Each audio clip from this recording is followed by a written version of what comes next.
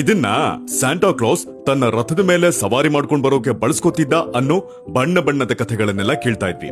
ನೆನ್ಪಿದ್ಯಾ? ಇದು ಅದೇ ಜಾತಿಯ ಒಂದು ಜಿಂಕೆ. ಆಸ್ ಯೂಶುವಲ್ ವನ್ಯಜೀವಿ, ಆದ್ರೆ ಕುದುರೆ, ಕತ್ತೆ ಮತ್ತೆ ಹಸುಗಳ ರೀತಿ ಪಳಗಿಸಿ ಬಳಸಿಕೊಳ್ಳಬಹುದಾದ ಏಕೈಕ ಜಿಂಕೆಯಾದ. ಇದು ರೈನ್ ಡೀರ್ ಅಂತ. ನಾವು ಕೇಳಿದ್ದ ಚಿನ್ನರ ಚಿಲಿಪಿಲಿ ಕಥೆಗಳಲ್ಲಿ ಇದರದು ಗೆಸ್ಟ್ ಅಪಿಯರೆನ್ಸ್ ಅಷ್ಟೇ. ಆದ್ರೆ ಇದ್ರ ಕಥೆನೇ ಬೇರೆ. ಇದ್ರ ದೇಹ ತಯಾರಾಗಿರೋದು ಕೇವಲ ಹಿಮ ಪ್ರದೇಶದಲ್ಲಿ ಮೆರೆದಾಡೋಕೆ, ಅಂದ್ರೆ ಈ ನಾರ್ತ್ ಆರ್ಟಿಕ್ ನ ದೇಶಗಳ ಕಡೆ.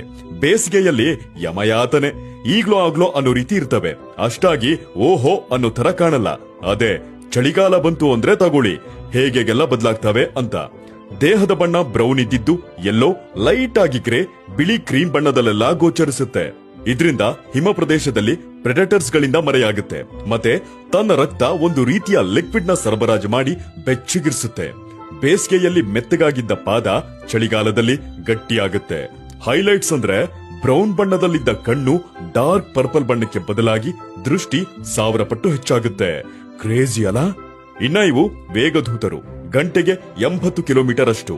ಹಾಗೆ ಅಲ್ಲಿ ಇದನ್ನ ಸಾರಿಗೆ ಕೆಲಸಕ್ಕೂ ಬಳಸ್ಕೋತಾರೆ. ಮತ್ತೆ ಮಾಂಸ, ಚರ್ಮ, ಅಲಂಕೃತ ವಸ್ತುಗಳಿಗೆಲ್ಲ ಬೇಟೆನೂ ಆಡ್ತಾರೆ. ಅದು ಅಲ್ಲಿನ ಕೆಲವು ದೇಶಗಳಲ್ಲಿ ಲೀಗಲ್.